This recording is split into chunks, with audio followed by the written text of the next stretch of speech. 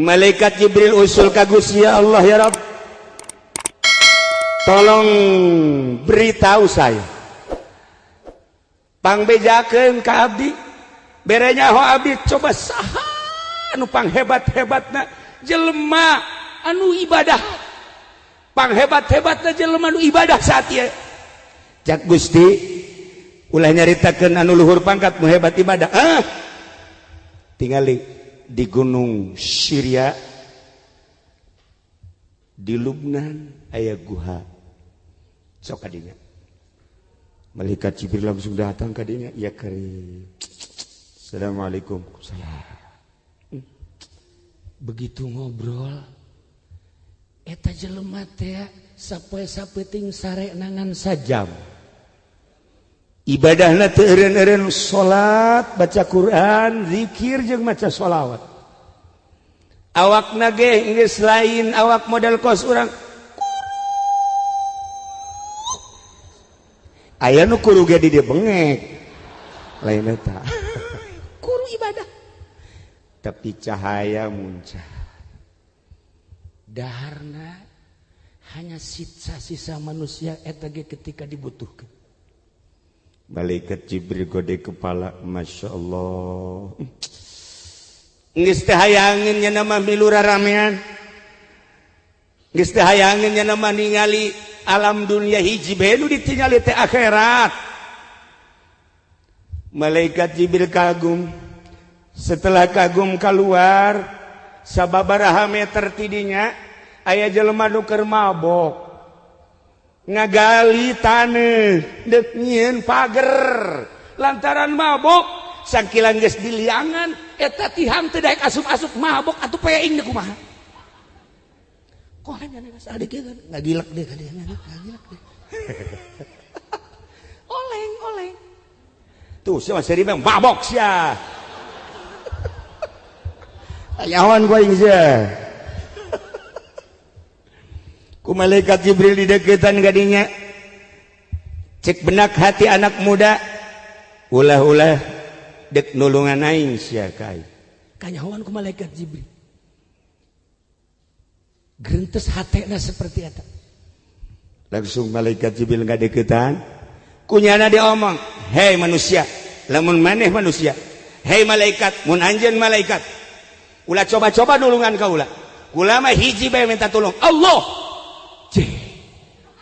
Cek malaikat Jibril nu mabok kieu. Heran mah. Langsung jana bebeja, ieu Jibril utusan Allah, tidak mau tahu. Sekalipun Jibril lamun deuk nulungan kula teu bisa. Hiji bae Allah. Masya Allah. Isi mabok kieu. Ya Allah, mantap hati-hati. Pak Kapolsek, nu mabok jangan setiapnya mabok tangkep. Jangan, rantai saja. Allah karim. Guys, malaikat Jibril usul ka Gusti Allah, ya Rabb. Aya dua sosok manusia nu aneh. Nu hiji ibadah di guha anu luar biasa, nu hiji pemabok. Tetapi aya perbedaan pandangan. Ya Allah, ya Rabb, nu mana nu sebenarnya nu istimewa menurut anjir, ya Rabb? Lamun dicaritakeun mah panjang, cek Pangeran Jibril. Bejakeun kanu di guha nyana meureun ibadah teh hayang kapanggih jeung kaula rek manggihan nyana setelah ngasupkeun gajah ka jero liang jarum 1000 bejakeun kanu mabok janjana ge ngomongna ka aing bae sanajan mabok ge teu salat ge nyana ngomong Allah mah teleb sial tanu mabok. Bejakeun aing nu agung kula nu agung rek manggihan setelah 1000 gajah diasupkeun ka liang jarum. Sampaikan. Malaikat Jibril langsung datang deui ka guha. Ki, kula ibadah hayang kapanggih jeung Allah hayang mi'raj. Allah bakal manggihan ka anjeun. Alhamdulillah. Tetapi dengan catatan ke Allah rek ngasupkeun heula gajah 1000 ka liang jarum. Oh, tama bahasa bahwa Allah moal datang berarti kain geus aing mah ibadah geus geusan ku ari mah aing dek ka kota dek mabok ku ari mah dibalik Haji Jamal teh modelna. Coba datang ka nu mabok ceng Allah bakal manggihan ka Aceng sebab Aceng ngomongna embung dibantuan ku makhluk hiji bae Allah bisa teu bisa ka Allah Allah bakal manggihan iraha deuk manggihanana ke lamun Allah geus ngasupkeun gajah 1000 kaliang jarum mantap jaknya Allah mantep kudu ngasupkeun kaliang jarum 1000 iraha bae ge sekat antara kula jeung Allah Allah jeung kula iraha bae barang penting jeung sabaraha bae bohong tawa bahaka sakitu mah ya Allah ya Rabb ngalayang ka luhur langit mantak nu mabok sing hade ye asal ulah mabok korupsi bae bajingan tah maksudna. Nah, cerita tentang Isra sering tertuju ke Kangjeng Nabi, cerita tentang Mi'raj luar biasa. Nu kuari rek dicaritakeun mah kumaha urang bisa Isra jeung Mi'raj. Lantaran percikan Nabi aya di hati.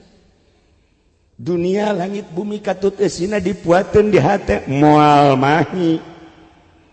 Tetapi Allah dipuatin di hati orang mukmin asup. Masya Allah karim. Percikan Kangjeng Nabi ketika Allah qabdatan min nurihi segenggam dicokot dijadikan cahaya Kangjeng Nabi. Cahaya Kangjeng Nabi dijadikan manusia kabeh berikut jeung alam-alam. Ya Allah teu sadar urang teh bahwa di diri urang aya percikan Kangjeng Nabi Muhammad sallallahu alaihi wasallam mantak moal dateng ka teu sorga kajen ku kumaha Kapolsek sorga Kapolres sorga Kapolri sorga cuman diperhitungkeun heula keuna ngojai di neraka jahanam sakedeung 1000 tahun. Lamun teu bener ya lewatnya ka ditu lewat ka sorga set lewat teuing. Teu kitu teu malalagaan jak kiai ge nu ka neraka loba atuh komo polisi atuh ieu mah keur carita. Ya Allah ya Rabb lain urang anu menghukumi masuk surga jeung neraka Allah nu bogana hanya cerita Allah nu bogana maka manusia yang paling hebat Kangjeng urang penerusna paling istimewa kumaha setiap bertemu dengan seseorang ulah suuzon sebab naon aya percikan ilahi kesalahanna hanya dirina ketika urang kapanggih jeung pejabat baju kebesaran dipake di jero dadana aya percikan ilahi jeung percikan Kangjeng. Masya Allah urang bisa pelukan sama-sama aya percikan adapun baju beda baju beda langkah ke di akhirat nanti beda tempat wallahu a'lam tuh sama maju seri bae ya jelas mah aya percikan urang kapanggih jeung kiai apalagi nya nama sering zikir sering baca Quran sama-sama aya percikan ilahi aya percikan Kanjeng Nabi ketika urang kapanggih jeung kafir sarua bae mantak naon pelukan sama-sama hamba Allah di jero dadana aya percikan ilahi cuman tidak terbuka. Nah kapanggih urang jeung nini peluk nini kapanggih jeung jahe lebih erat tuh kahayang sia kan dasar bajingan.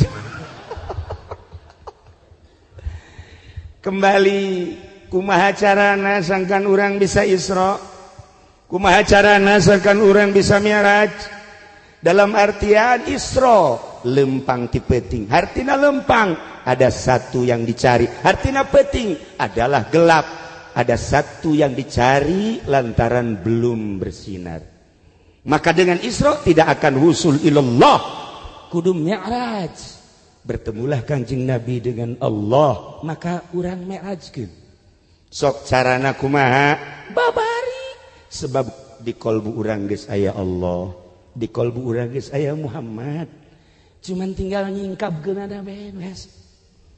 Nah lamun urang ningali perjalanan-perjalanan para waliullah kabeh geus tersingkap.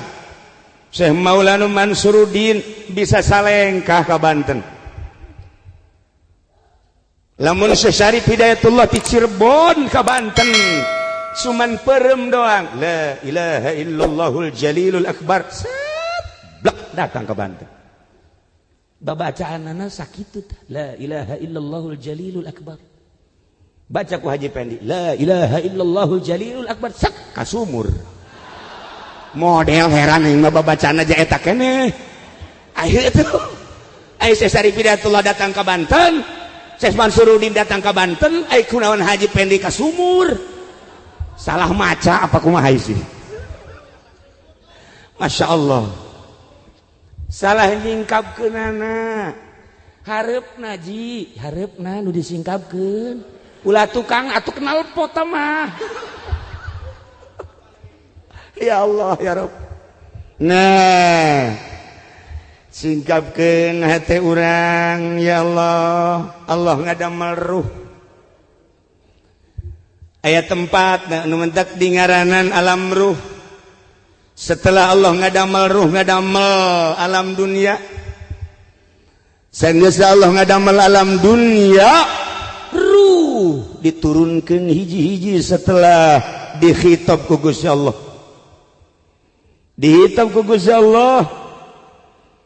Naon tah kaula lain pangeran anjeun? Golu bala syahidna sumuhun. Gusti teh pangeran abdi roh wauh jeung Allah, roh deket jeung Allah. Turunkeun hiji-hiji roh teh sesuai jeung tempatna ka jasad masing-masing. Melalui cai diturunkeun ka cai heula set baseuh roh. Ti cai diturunkeun ka lempung ka taneuh. Maka bobolokotlah roh.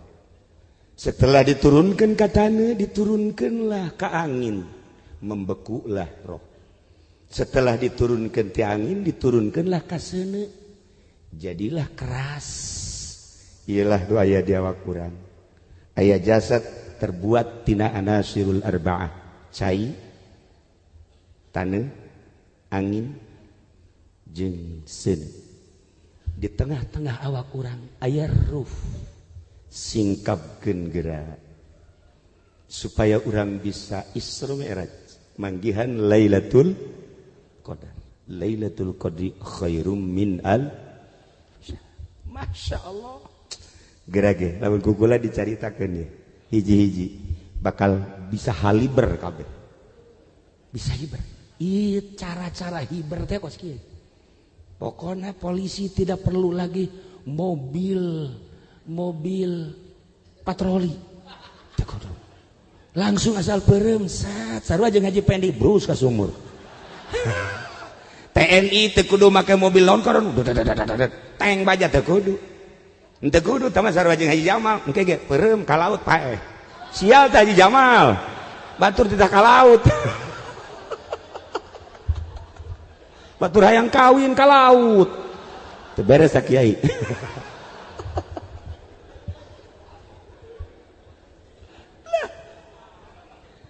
Lamun dicaritakeun tentang hijab nu 70 moal anggeus, tetapi ternyata aya pos-posna. Urang datang ka posna, datang ka pos hiji, pos 2, pos 3, pos 4, cukup 4 bae pa posna. Ulah datang ka 5, embe gembel teh ngaranna. Pos. Pertama heula ieu urang lalaunan ieu tentang ruh urang. Karena ruh urang melewati cai, melewati tanah, maka didinya aya ruh nabati jeung hewan. Artina ruh nabati ruh tumbuh-tumbuhan, artina ruh hewani ruh kehewanan. Singkapkeun eta urang rapih nyingkapkeun eta tinggal nyulusup ka ruh selanjutnya. Bisa hibar geura. Mulai geura geset orang merenung. Deka mana awak? Deka Allah. Ai Allah di mana? Jadi diri urang gaya percikanana.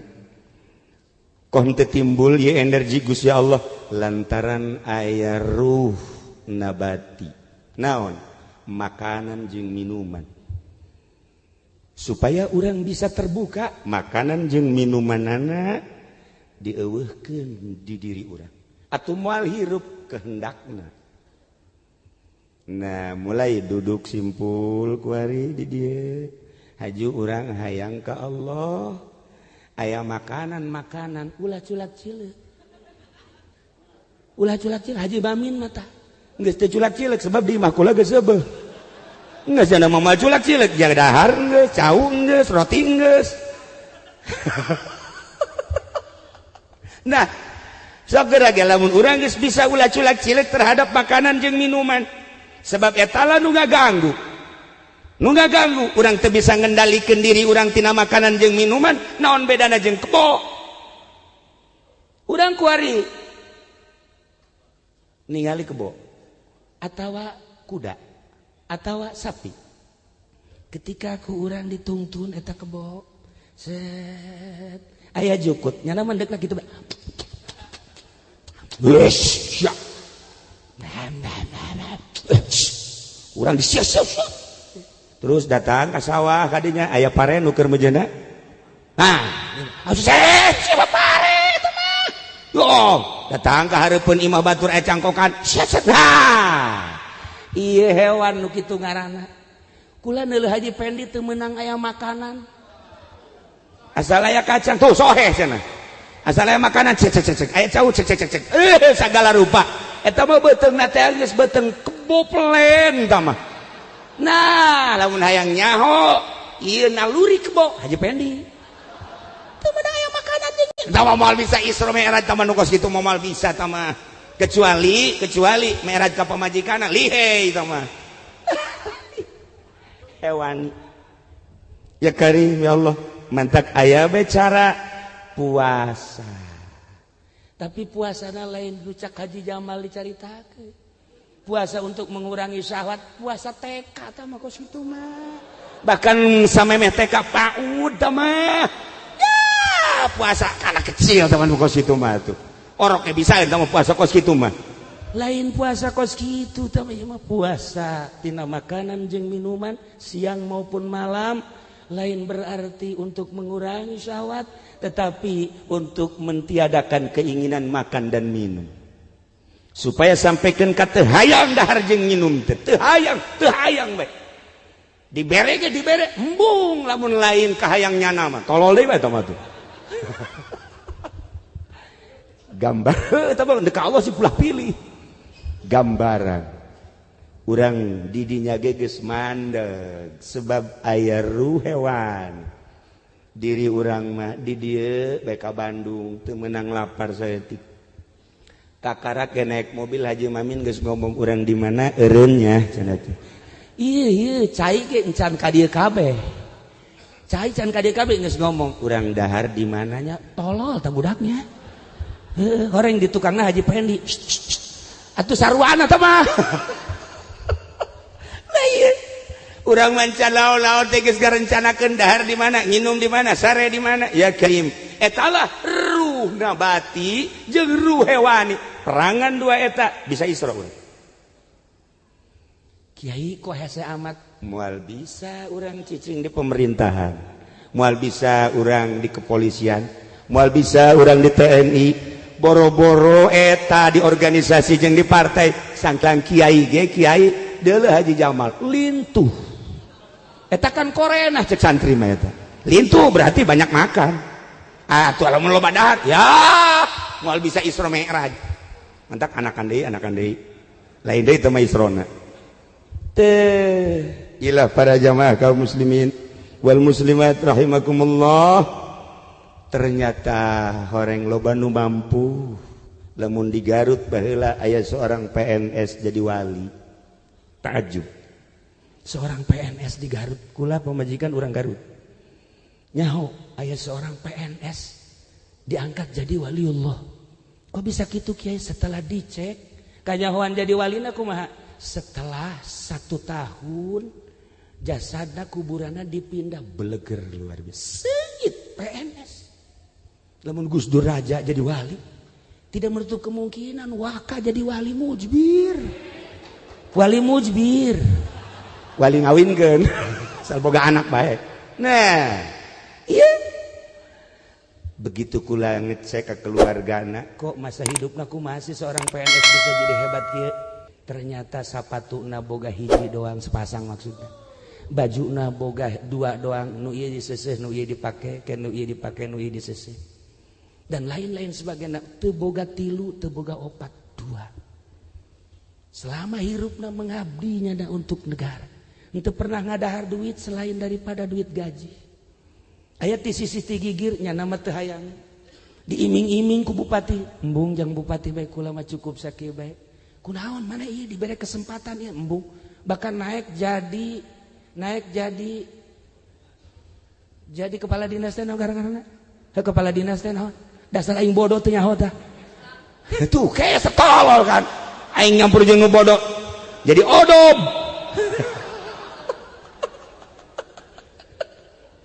Nah, iya teu hayangeun ditanya ku bupati, kunaon anjeun teu daek? Sekedar dunia gampang, tapi engke di akhirat pun ditanya ku Gusti, kula ngadahar nu lain hak kula, sedengkeun lamun eta terjadi neraka. Masya Allah. Ngaleuwihan Ki Jamal tama pikiranana. Eta kiai mah. Kiai ge eleh tama tolol. Atuh nyaho tolol nu mana meureun teh mah. Nyelehkeun kiai. Masya Allah Karim. Nah ieu seorang PNS lamun ku boleh dicaritakeun seorang polisi ti Gus Dur. Aya seorang polisi anu jadi diangkat jadi waliullah, seorang TNI. Masya Allah, atuh Allah mah ngangkat wali gampang, nu mabok ternyata jadi wali. Tuh, kamari kan kaula ka Maroko. Eta teh nyabakan negara 1000 wali. Nyaba deui ka Turki. Negara pinuh ku aulia-aulia Allah. Di Maroko Masya Allah meringkak bulu ku nama ieu wali pahara jeung jelemana Masya Allah anu dihayangalkeun dibayangkeun ti dia Afrika pasti hideung Afrika pasti kajen kumaha ge hideung nyaho ka seeng bol seeng eta nyaho tapi ternyata barang datang ka ditu ya Allah jeuh nu hideung irung mararancung mata sararipit bule ya Allah ya Rob ieu ku garlis-garlis teh urang Maroko horeng Afrika Utara anak ku Haji Agus teu beres hiji tapi lain eta atuh gelis ge kos kita emang kumaha gitu begitu ditanya horeng jajahan Prancis jadi nya nama ngisangna make tisu Haji Pendi nyobaan make tisu ngising cobaan set diambean goblok ye, ada jalan pemberenan tumbila tolol. Heran aing boga batur dinasibkeun ku Gusti Allah model kos kieu. Nasib oh masalah geus lah. Aduh. Nah, terus kakonya ka Turki aya sahabat Abu Ayyub nu ku urang sok diceritakeun Kangjeng Nabi datang ka Madinah. Ontak nah kabeh urang Madinah hayang kadatangan Kangjeng hayang kacicingan ku Kangjeng instruksi ti Gusti Allah daripada perebut kumaha eureuna ontak trek cicinglah di Abu Ayyub setelah wafat Kangjeng Nabi Abu Ayyub berjuang ke Turki wafatlah di Turki kamari ziarah ka Abu Ayyub tidinya ziarah ka konya aya saha di konya aya waliullah Rumi Jalaluddin Rumi Masya Allah. Tah hebat Jalaluddin Rumi. Begitu datang ka ditu terharu kula ku musikna. Begitu datang musikna terus bae kan Jalaluddin Rumi mah make musik.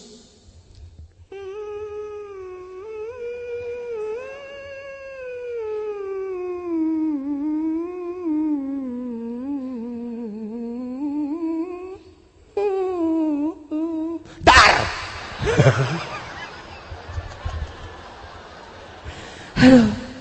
Rempag hate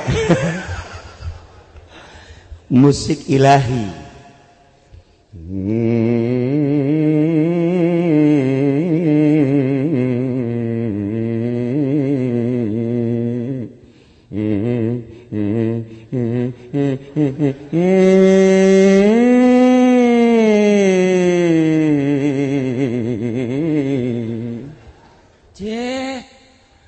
Atau bang gua kan sok nyanyi di kamar sorangan. Dikendangan ku pamajikan, tilok anggeus.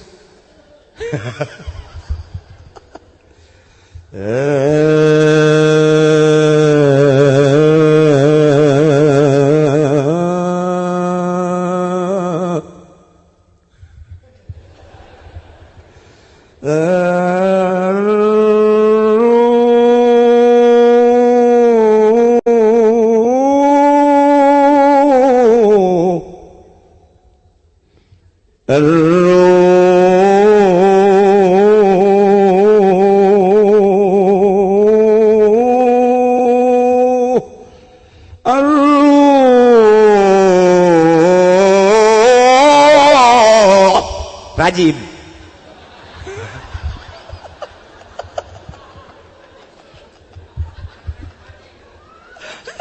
Eta rajib bawa si rajib bawa mana? Ya nyanyian Rumi. Sebab waliullah. Aya nyanyian apa? Cerita ruh.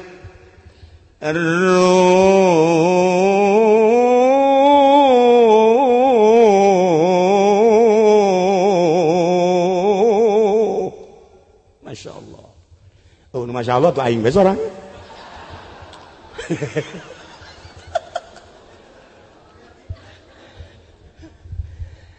Nah, ya Rumi. Salah satu konsep Rumi untuk bisa Isra Mi'raj. Ente mencintai seorang wanita. Wanita aya di harapan orang. Atau bahasa Rumi, seorang laki-laki sedang bercinta. Aya kakasihna diharap, dicoba ku kabogohna. Cika bogohna Karawang ieu mah ya. Asal geus sehektar dijual. Karawang jahat. Masya Allah. Perehyangan mak akang, ya Allah. Imah temen dijual. BAKB. Iya nu kita kuat mah. Kamana? Ka dieu heula sakedeung. Aduh, Masya Allah rempag hate. Ka dieu. Adamin. Ya Allah ya Rabb. Masya Allah, itu lamun urang Karawang geus kitu ya Karim. Peremasa kadele bentasa karasa nyang gigir rasa gigirin nang kada kasaluhureun adamin. Nah, ieu dek Isra ya. Sia seserian goblok. Seorang lelaki dihareupeun ka bogohna. Nya cinta ka abdi sangat. Memandang abdi teh seperti kumaha? Seperti bintang di langit. Maksudnya sejuta bintang di langit satu yang bercahaya. Masya Allah. Bagus. Coba sampaikan denu leuwih indah supaya hati tenang. Gunung yang tinggi akan kudaki, lautan yang dalam akan kuseberang. Masya Allah. Nikmat perasaan. Coba nu leuwih teh eta. Andaikan aku memandang wajahmu di terik matahari yang panas, tetapi ketika aku pandang wajahmu, teduh perasaan. Masya Allah. Iya Karim, pohara ta bahasa geus luar biasa ta mah. Nah, cek abogohna teh di tukang tuh aya awe geulis ya coba di tukang. Di deuleu ku nyana. Dah, gombal sia. Gombal cek awena. Cenah sejuta bintang di langit, kakarak di bobodo bae ngalieu. Geus. Kuputuskan saat ini juga cintaku kepadamu. Wow, laki itu neng. Bebeakan amat sih. Itu masa sih kakarak ngomong ku ari geus ngalieu sayang mah. Sayang. Ente hampura. Tidak ada maaf bagimu. Sekali ini saja maafkan diriku. Ya udah kalau gitu aku maafkan. Tetapi awas, jangan engkau lukai hatiku untuk kedua dan ketiga kali. Ya Allah ya Rabb, ngobrol lah nyana eta si pambajik si alkabogohna ka imah heula. Saenggeusna ka imah mawa kue bolu, apem jeung kue cincin. Eta isyarah kabeh eta. Bolu dada. Apem alah geus nyahosia tah mah geus. Ceritana ngobrol, ieu kan Isra malam hari ye. Kesetik dia tuh setengah 2 teu karasa. Nah, keur ngobrol-ngobrol ngecek ka Bogona teh, ieu kan peuting, coba tanya kue, coba nu mana tah anu kasedap jeung resep. Coba mangga.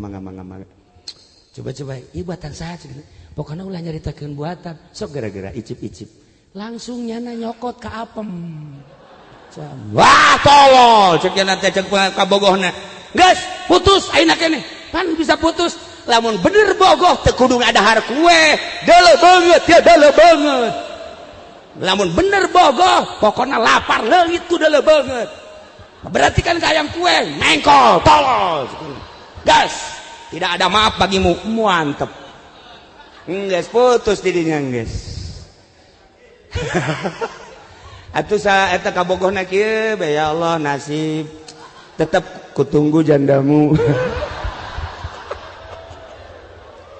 Nah, sangkilang bari lalagaan bahasa Jalaluddin Rumi seorang kutubul aulia, tetapi makna daripada bahasa Jalaluddin Rumi cacak-cacak kakabogoh urang ketika urang mengkol kabogoh bendu. Cacak-cacak kakabogoh urang nyokot kue di hadapan kabogoh bendu lantaran dianggap teh 100% cintana ka manehanana. Bisa mengkol ka sisi, bisa mengkol ka gigir, bisa mengkol ka makanan. Teu hayang cek eta awewe. Gas aing mah. Tah kakabogoh bae ge teu meunang di dua. Kakabogoh bae ge teu meunang di candu atuh komo ka Gusti Allah, urang deuk ka Gusti Allah. Hate inget ka mobil. Cek Gusti Allah. Urang deuk ka Gusti Allah inget ka jabatan pekosasi hayang jadi Kapolres. Inget ka bupati hayang jadi bupati Satulu. Inget ka Ki Jamal hayang nyandung. Unggal pengkol. Cacak-cacak kakabogoh teu meunang mengkol. Nu mantak eueuh hiji awe anu hayangan dicandung lantaran merasa digrogoti hatina ka Allah. Lamun geus jandung silaka. Mun urang geus lempeng ka Allah, aya makanan? Tidak. Aya minuman? Teu aing mah. Aya jahe nu ngajakan goreng teh hayang. Mun nu geulis insyaallah. Sia Ki Jamal mah goblok. Can lempeng keneh bae. Lempeng gede hiji Allah. Diniatan ya Allah ya Rabb, percikanmu yang ada di hati akan kubuktikan dengan cara akan kusingkapkan hijab-hijab. Ketika aku menginginkan makanan dan minuman itu hanya sementara. Selama diriku kuat, badanku kuat, insyaallah tidak akan terganggu. Di lain lagi ada hewani. Mungkin keinginan kepada wanita, mungkin keinginan naik jabatan, mungkin keinginan tenar, mungkin keinginan mulia, mungkin keinginan agung, mungkin keinginan kaya, dan berbagai keinginan-keinginan akan aku sikap. Ya Allah, tidak ada yang kuinginkan, hanya Engkau, ya Allah. Isra orang.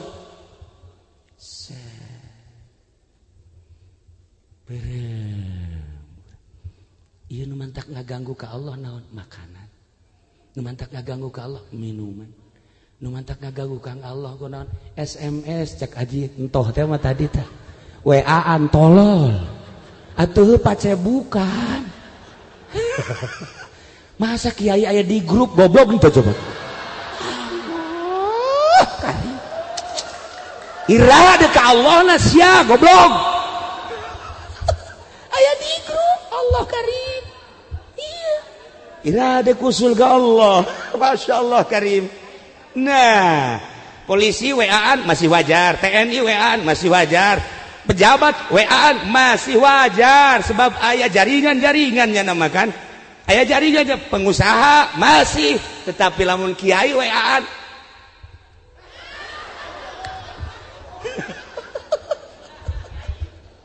Atuh iman mantak wani dijalain kiai teh mah bajingan. Masya Allah Karim. Nah, ieu cerita istimewa Rumi, Masya Allah. Ngemantak ketika kami datang ke ditu terharu dengan Rumi.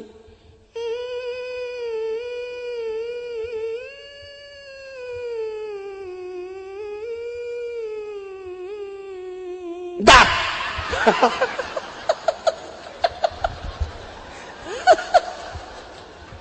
Aduh, asana kudu kausada insani jantung ragam.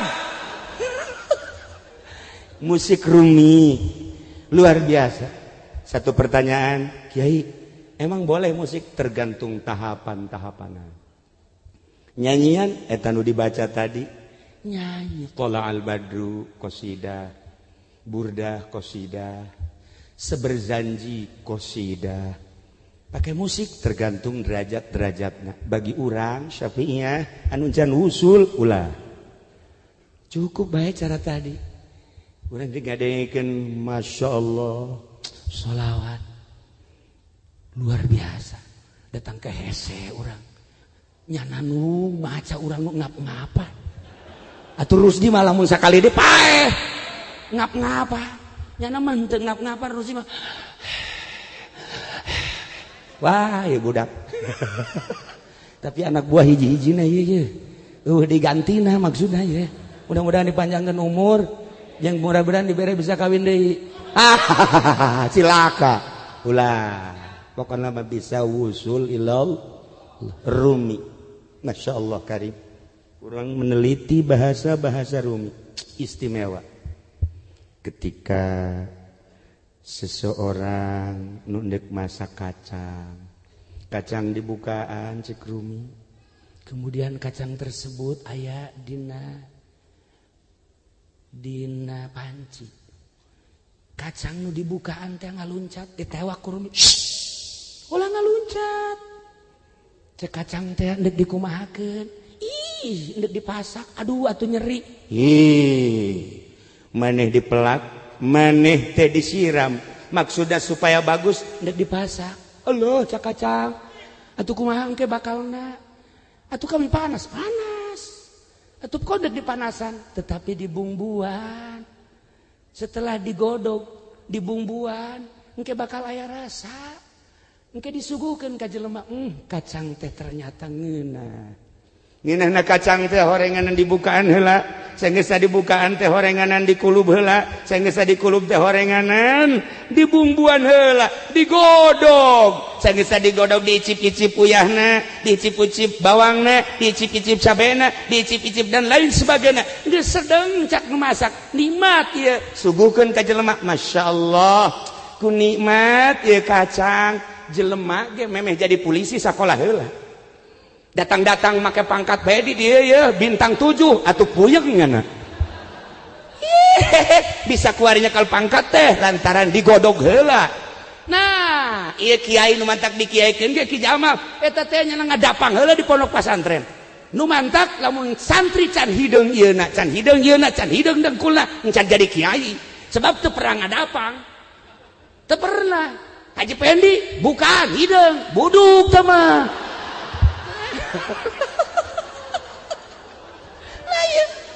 Godog heula, Masya Allah Karim. Parenganan dek Isra jeung Mi'raj teh kudu digodog heula.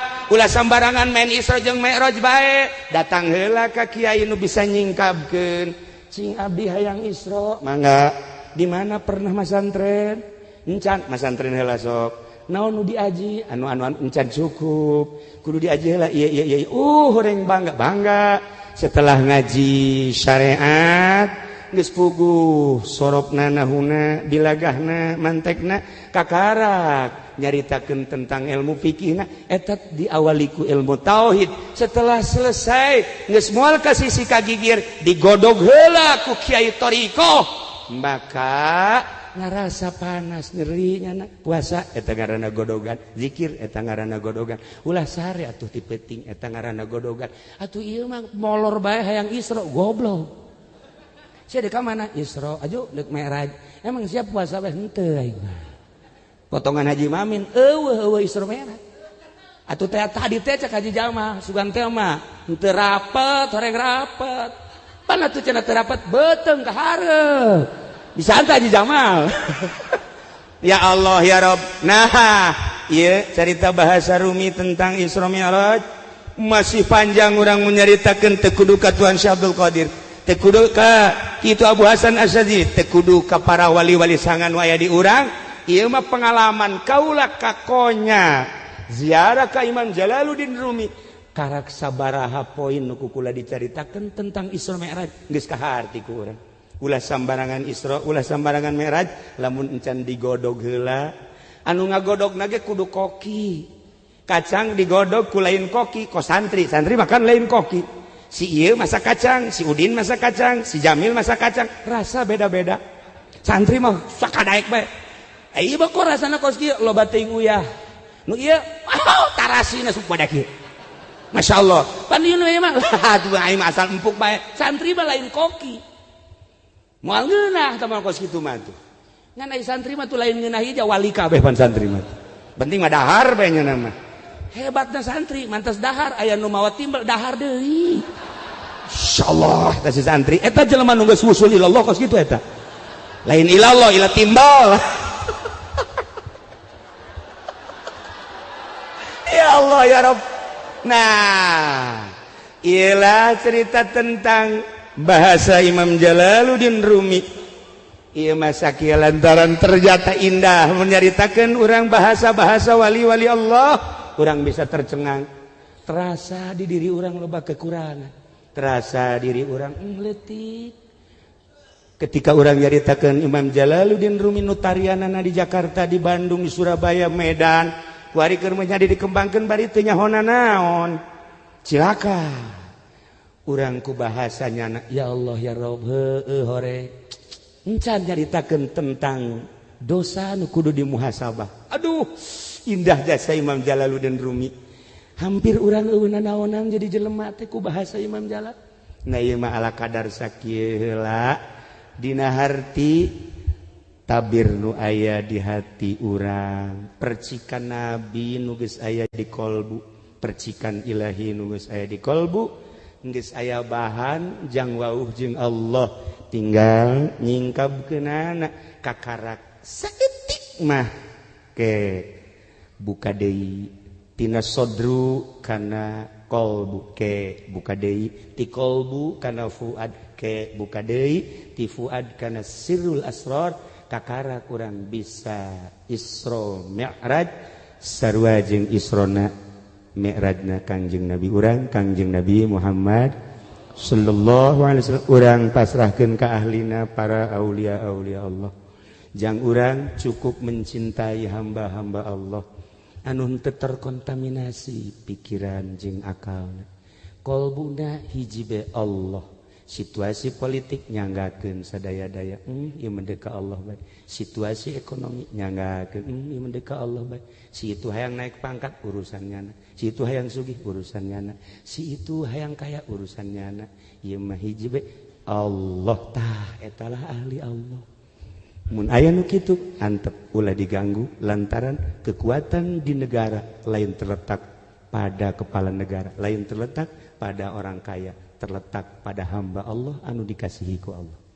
Ingat, hati-hati wahai para hamba-hamba Allah. Ingat wahai para pejabat, ingat wahai para polisi, ingat wahai para TNI, ingat wahai para budayawan, ingat wahai para ilmuwan, bukan terletak pada mereka-mereka yang hanya keinginannya sekejap, tetapi terletak pada hamba Allah anu dicintai ku Allah. Hargailah hamba Allah anu berpangkat wali Allah subhanahu wa ta'ala. Mudah-mudahan urang kabehan dijadikan hamba Allah nu sejati, dijadikan umat Kangjeng Nabi, tidak terkecuali sahabat nu hadir di dia khususna umumna dulur-dulur urang sadunya. Mudah-mudahan aya dina ridho Allah subhanahu wa ta'ala, dijadikan hamba Kangjeng Nabi Muhammad, umat Kangjeng Nabi Muhammad sallallahu alaihi wasallam Inti daripada Isra Mi'raj ialah salat, wa'mur ahlaka bis salat wastabir 'alaiha. Cerita salatna tadi geus ala kadar, tinggal cerita tentang salat menurut sirrul asrar, aya cara-cara. Oh, aya permintaan untuk ala kadar naon kadang-kadang pembangunan masjid cek panitia yuk ala kadar sabogana. Salatullah salamullah ala toha rasulillah. Salatullah salamullah ala yasin habibillah. Tawassalna bismillah wa biladi rasulillah wa kulli mujahidin lillah bi alil badri ya Allah. Salatullah salamullah ala ta'a rasulillah. Salatullah salamullah ala yasin habibillah. Ilahi salimil ummah minal afati wan niqmah wa min hammi wa min ummami alil badri ya Allah. Salatullah salamullah ala toha rasulillah. Salatullah salamullah ala yasin habibillah. Tawassalna bismillah wa biladi rasulillah wa kulli mujahidin lillah bi alil badri ya Allah. Salatullah salamullah ala toha rasulillah. Salatullah salamullah ala yasin habibillah. Ilahi salimil ummah minal afati wan niqmah wa min hammi wa min ummah bi alil badri ya Allah. Salatullah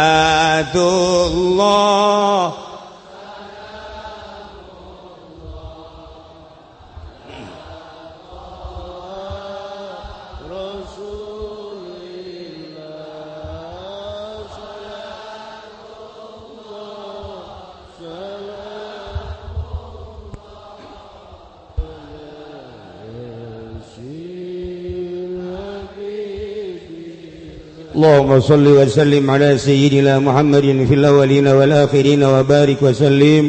ورضي الله تعالى عن ساداتنا أصحاب سيدنا رسول الله أجمعين. آمين يا الله يا رب العالمين. اللهم ارحم أمة سيدنا محمد. اللهم اجبر أمة سيدنا محمد. اللهم أصلح أمة سيدنا محمد. اللهم فرج عن أمة سيدنا محمد صلى الله عليه وسلم. اللهم انفعنا بما علمتنا وعلمنا ما ينفعنا وزدنا علما ويقينا وزدنا علما ويقينا وزدنا علما ويقينا. والحمد لله على كل حال ونعوذ بالله من كل حال أهل النار.